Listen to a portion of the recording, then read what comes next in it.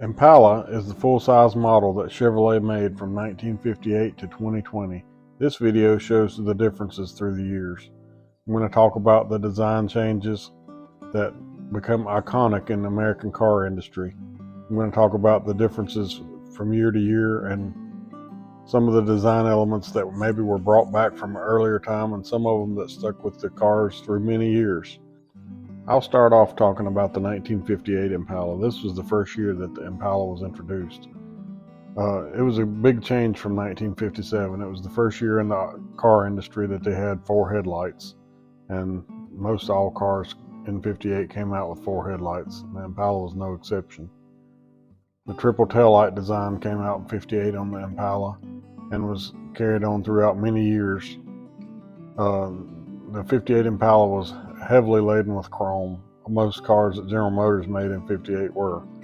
You had the beginnings of the flat fins. They're really not that pronounced in 58, but in 59 they would really become a lot more noticeable.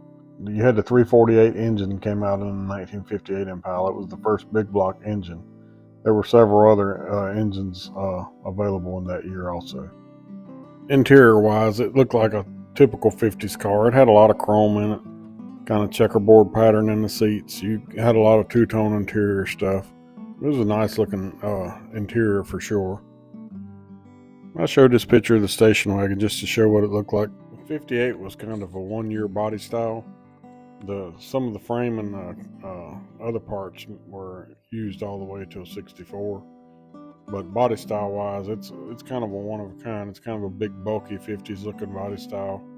Shared some similarities with the 55 through 7 Chevrolet as far as the way the windshield and stuff looked on it. 59 was a big change for the Impala. They flattened the car out. It's not so big. They were kind of like all the other cars in Detroit. They were trying to mimic spaceships and airplanes and all that stuff.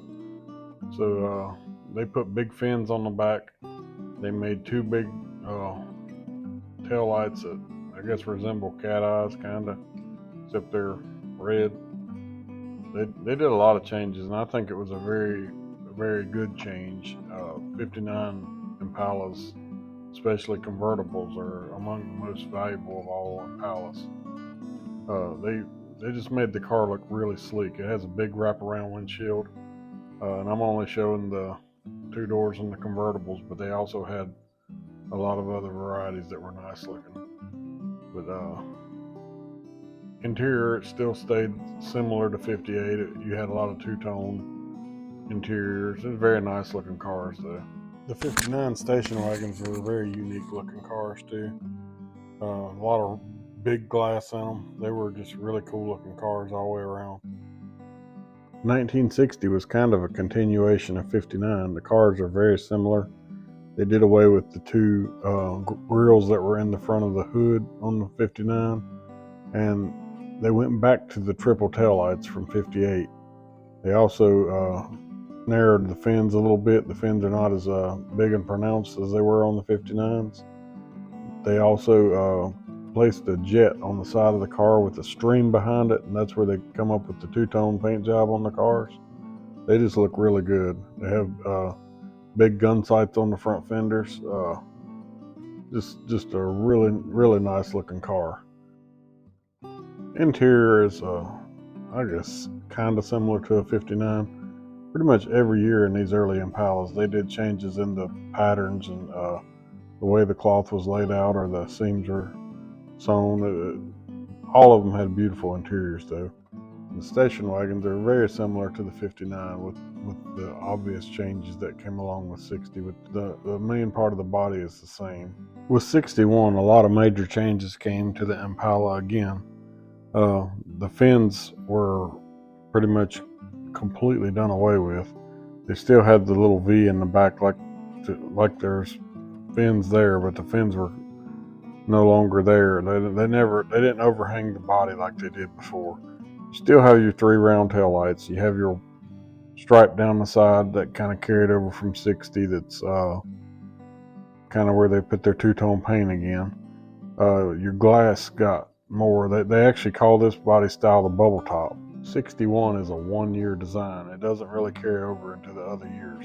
They carried the top over into 62, but only in the Bel Airs. So you have a Bel Air bubble top in 62. But the grille was very similar to what it was in the 60. I mean, it's different. Everything's different. You still have the gun sights on the fenders.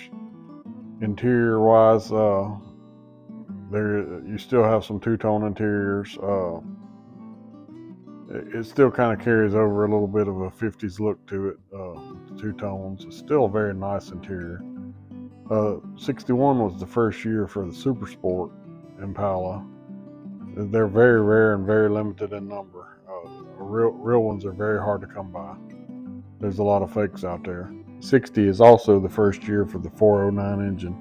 That was really well known. You know, the Beach Boys even made a song about it. It was a very good engine, very fast engine. The station wagons changed their looks quite a bit. They no longer had all the big bubble glass that they had before. They had more of a flat top. Still a very nice design. 62 came along and there was a major change to the roof of the Impala. It had a kind of a couple notches across it. It almost looked like a convertible with the top up. 62, 3, and 4 are similar cars, but they have completely different front ends and back ends, but the side profile is somewhat similar. 62, the back end kind of slopes off on it. Very nice looking design. The 3 tail lights are still carried over. It becomes kind of a tradition for the Impala at this point. It's the 3rd year in a row that they kept them. Interior wise, they did away with a little bit of the two-tone. They made a lot of different colors, but I don't think they made a lot of two-tone. They may have had some that were two-tone, but it was not as common. The Super Sport models had bucket seats. The console did not go all the way to the front on these cars, but a very nice car all the way around. They made a station wagon model like they had in the earlier years. The roof was very similar to a 61, I think, but not exactly. The Impala station wagon models had 2 taillights in the back. On the 63 model, it looks somewhat similar to the 62 model. As far as the roof is concerned, the chrome that goes down the side of the car is at the bottom instead of at the top. One thing I didn't mention on 62, but the Super Sport models, the chrome that was on the rear of the car and on the side of the car is engine turned. It has almost a reflective surface with little round circular swirls in it. It looks really cool looking, where the regular Impala just had plain aluminum. The 63, if you look at the side profile, is pointed on both the front and the back. This is also a very nice looking design car. I had a 63 Super Sport myself with a Power Glide. Console got a little bigger on the 63. It was chrome. Went further up toward the front of the car and toward the dash. 3 tail lights were still carried over just as before. Interior, Super Sports come with bucket seats and regular Impalas come with the bench seats. They have buttons all over the seats and door panels. The station wagons, unlike the earlier models, the 63 station wagon has 3 tail lights, just like the regular Impala car model.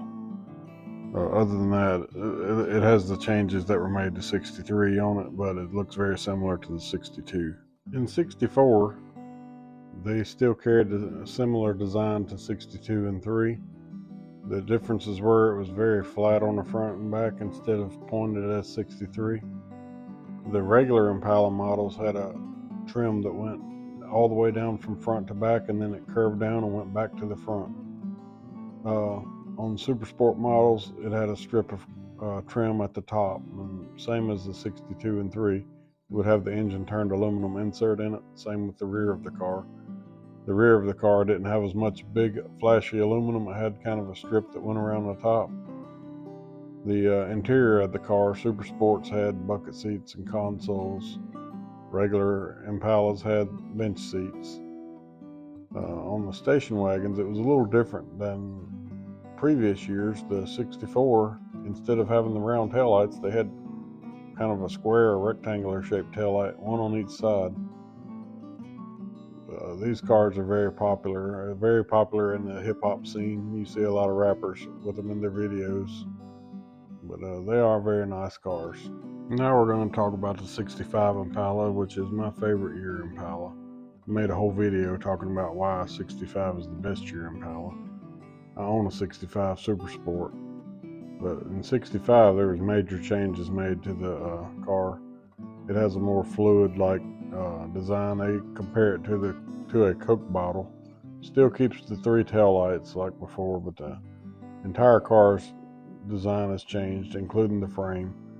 The last year of the 409 and the first year of the 396. The interior of the Super Sports are very nice. Has a V-shaped pattern in the bucket seats. The non-Super Sports had bench seats. Overall, just a great car. The station wagon's very similar to the car in design. Has 3 taillights. Like I said, it's one of my favorites. The thing about a 65 Impala that's different than any other one is it holds the record of the most cars ever sold in a single model year, and still holds the record to this day, and it's over 1 million. In 66, they carried over the same design from the previous year. The side profile looks almost the same. There is a little difference in the shape of the car at the front. It slopes downward instead of coming to a point. 66 was the first year that they made the 427 cubic inch big block. 66 also is the year that they went away from the round taillights and they made long taillights again for the first time since 60. And 66 also had over 1 million cars sold. It was not as many as 65, but it was almost the same. In the interior, the 66 had bucket seats for the Super Sport. They were a different design with a taller back on them than the 65. And they had a bench seat for the regular car. The station wagons look very similar to 65's. Only difference is they have the long taillights like the regular car model. 67 was a pretty big change from 66. They are on the same chassis. Pretty much. There's very minor changes to the chassis, but the car itself, the body looks totally different. In the front of the car, some of the cars had lights on the corners, and some just had painted black, like extensions of the grille. The rear of the car has long tail lights with white in the center. The roof of the car slopes back more drastically to the trunk, more of a fastback style car.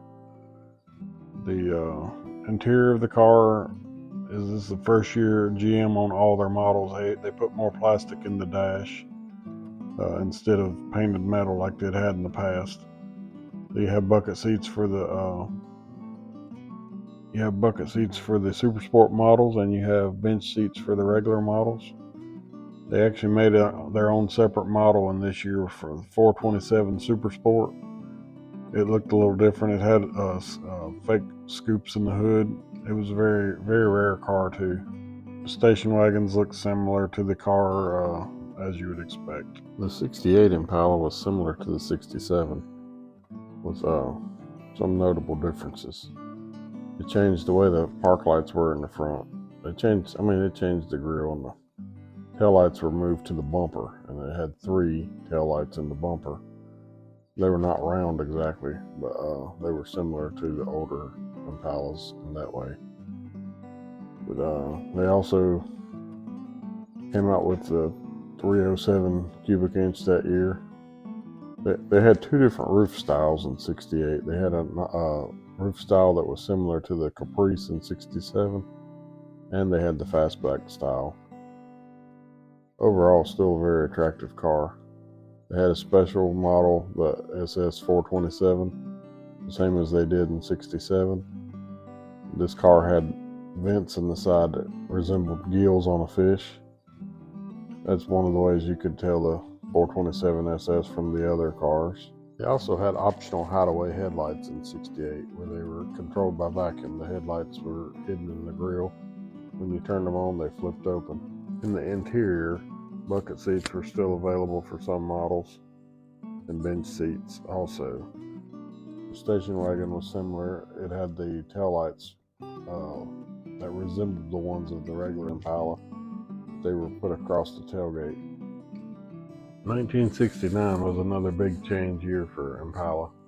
Still was carried over the same chassis from '65 that went all the way to '70, but the body changed drastically. It got a more, I would say, a tame look to it, although they still made 427 engines that were put in the '69 Impalas. They incorporated the grille and bumper all together. It was not separated. And then the back, the taillights were also still in the bumper as they were in '68. The 350 engine was introduced in '69. Hideaway headlights were also still an option in '69. The interior, you still had bucket seats available in the interior, and you also had bench seat available, depending on which model you purchased. The station wagon looked similar to the regular model. A lot of wood grain was available in '69, which it had started a few years earlier. The taillights were incorporated into the tailgate. For whatever reason, they didn't put them in the bumper in the station wagon. In 1970, the Impala looked very similar to the '69 with pretty drastic changes on the grille. Instead of the grille being incorporated into the bumper, it now had a separate bumper and grille. The taillights were pretty different on the '70. They had the 3 vertical rectangles. 454 also was introduced in 1970 and was available in the Impala. Interior-wise, bucket seats were still available, but not very common. Most of the cars had bench seats. On the station wagon, the car was somewhat similar to '69. A lot of wood grain again.